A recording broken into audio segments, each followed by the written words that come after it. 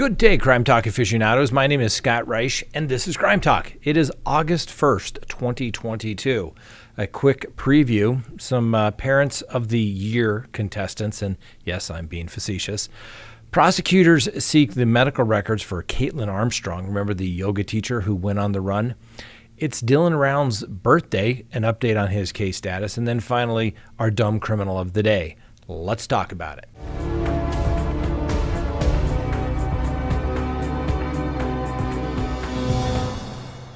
Good day, aficionados. My name is Scott Reich, and this is Crime Talk. Thanks for watching.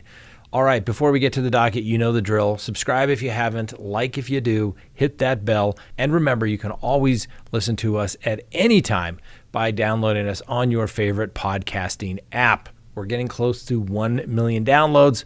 Really would appreciate it if we could get there soon. First on the docket, we have some contestants for the Parents of the Year award. An Oklahoma couple has been arrested after toddlers' remains were found burned in a vacant lot. On July 26, Seminole police received a call around 11 p.m. regarding a possible child's death. Officers obtained a search warrant for a residence and found the remains. Detectives reportedly then went to Chad Jennings and Catherine Penner's residence and described the location as the crime scene. Penner and Jennings were booked into custody on July 27th at about 5:13 a.m.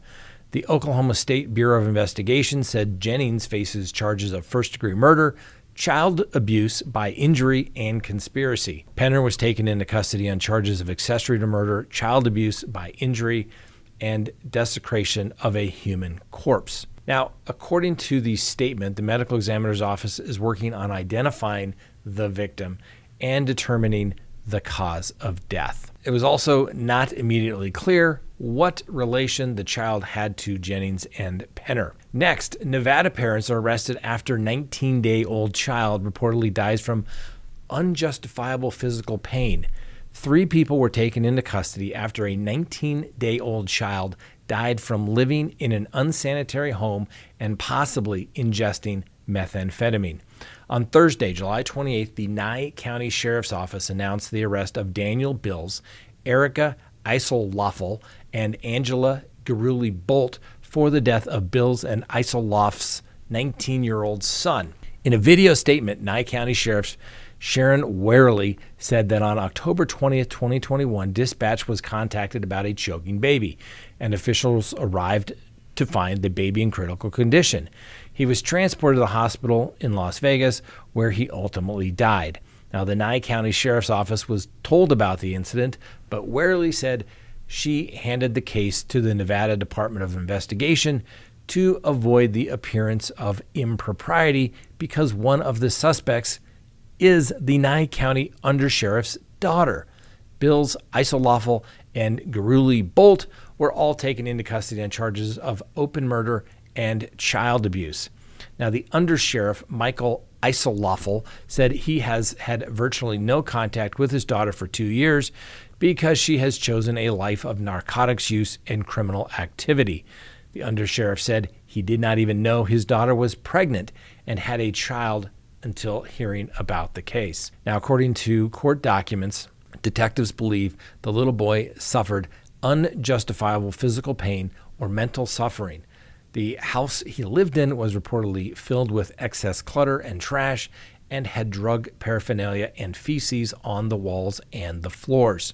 Investigators suspect the child died after ingesting methamphetamine, which was likely in some water or baby formula. The little boy was also reportedly dehydrated and malnourished. Like many Americans, we got a dog during the pandemic. My quarantine dog, Miss Winnie the Bulldog. Now, Miss Winnie has grown accustomed to being around us all the time. When we were leaving the house, Winnie would have extreme anxiety, so we decided to look for natural products to help with her anxiety. We looked for the highest quality CBD treats, and we were not satisfied, and neither was Winnie.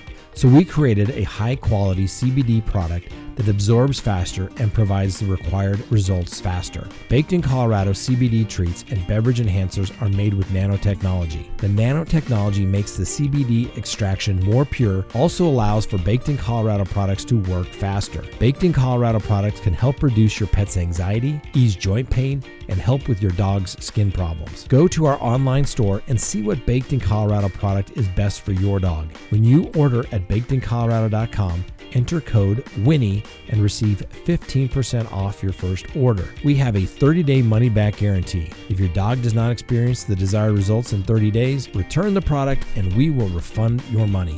No questions asked. Next on the docket, Kaitlin Armstrong. Remember the yoga teacher who went on the run? Yeah, that's right. Texas authorities are looking into medical records of Austin murder suspect and former fugitive Kaitlin Armstrong, who is accused of shooting the pro cyclist Anna Mariah Mo Wilson back in May.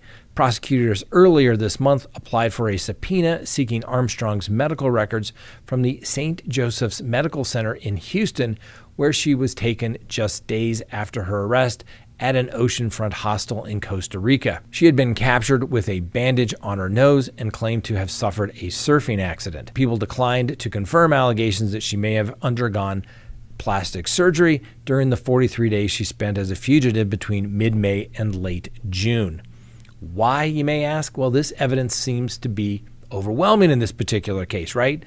We've got her, Miss Kaitlin, on video. We've got the match of the guns. They're doing it for consciousness of guilt. The DA will request a flight instruction saying that she fled, knowing people were looking for her. It shows absence of mistake and consciousness of guilt, and potentially changing her identity goes all to consciousness of guilt. The requested documents include the emergency room records, EMS reports, blood tests, CT scans, and blood alcohol content. All right, Dylan Rounds. Remember him? He's the 19-year-old farmer who left his Idaho home to work a plot of land in Utah. He's been missing for 2 months. Well, it's Rounds' 20th birthday today, August 1st. Mr. Rounds' mother says, "I'm hanging in there the best I can, but not knowing is pure torture," according to his mother, Candace Cooley.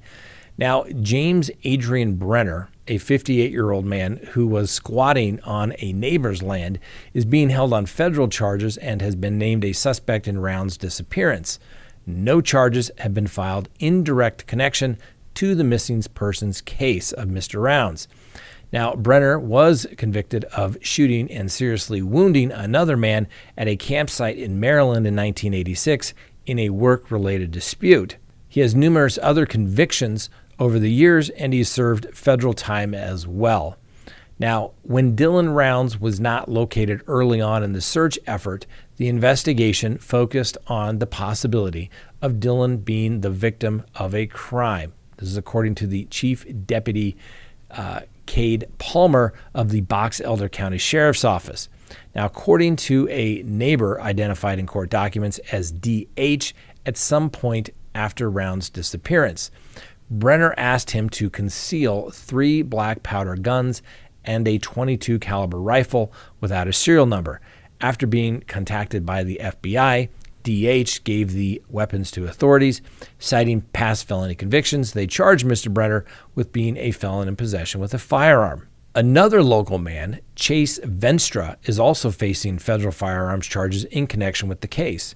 Authorities served a search warrant at his home prior to Rounds' disappearance, and they found 2 guns. After listening to jail phone calls after the team went missing, police said they learned he had more weapons hidden with an associate. And finally, our dumb criminal of the day. A Florida inmate charged with punching a correctional officer in the face said that she walloped the female victim because, well, she was bored and had nothing else to do. This is according to the arrest affidavit. Investigators saying that the deputy was escorting Jasmine Levesque to a pod inside the county jail when Levesque attacked. The deputy was taken to a walk-in clinic for treatment, according to the arrest affidavit. Now, after being read her rights, Levesque reportedly copped to the battery, saying that she attacked the deputy because, well, she was bored and she had nothing else to do. And she had already been in a couple of fights earlier that day. Now, Miss Levesque was charged with a felony count of battery on a law enforcement officer. Levesque was jailed earlier this month for allegedly throwing punches at a municipal bus driver and getting in a female cop's face and yelling, quote, "I am threatening you right now. Do your effing job, you idiot." She was charged with assault on a law enforcement officer and assault on the public transit employee. At the time of her July 14th arrest, Levesque was free on bond in a felony grand theft case, which remains pending, and she's been charged with stealing nearly $2,400 in merchandise from a beauty store near her residence in Tampa. After police found 87 cosmetic items stashed in her purse, Levesque reportedly copped to the theft, saying that she intended to use the stolen goods to beautify herself. You can't make this stuff up, ladies and gentlemen. Beautifying, and just because you're bored. All right, that's all we have for you today. Thanks for watching. We'll see you next time on Crime Talk.